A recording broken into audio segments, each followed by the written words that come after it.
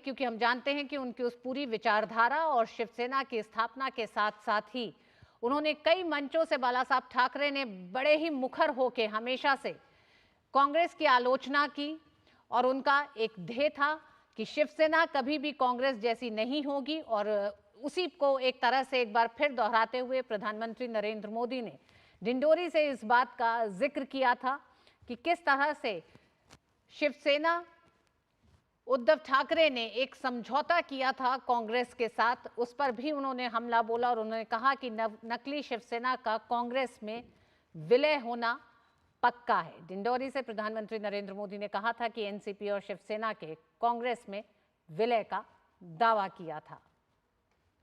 प्रधानमंत्री नरेंद्र मोदी का आज का मुंबई दौरा बेहद अहम है।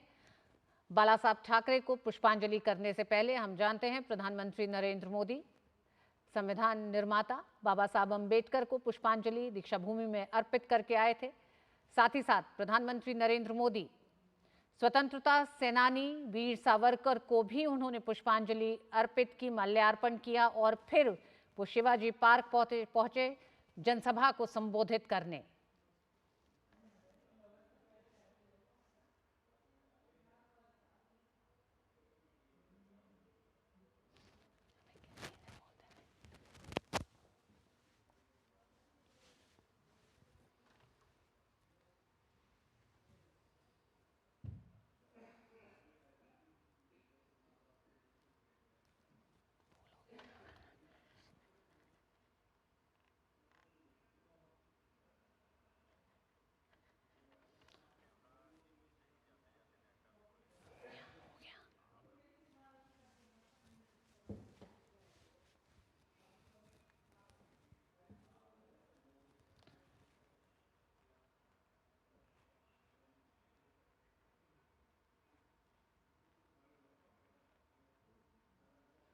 शिवसेना की स्थापना से लेकर अपने अंतिम सांस तक बाला साहब ठाकरे ने देश के बहुसंख्यकों की आवाज को बुलंद किया और उस आवाज में हिंदुत्व की वो सोच और वो विचारधारा थी।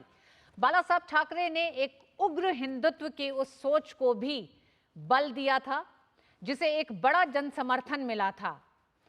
हम जानते हैं कि बाला साहब ठाकरे ने खुद एक समय के बाद कभी चुनाव नहीं लड़ा, लेकिन महाराष्ट्र में शिवसेना का उदय उस हिंदुत्व की अलख को जगाए रखना और साथ ही साथ उस हिंदुत्व की भावना को बल देना जो बहुसंख्यकों को मजबूत करती हो।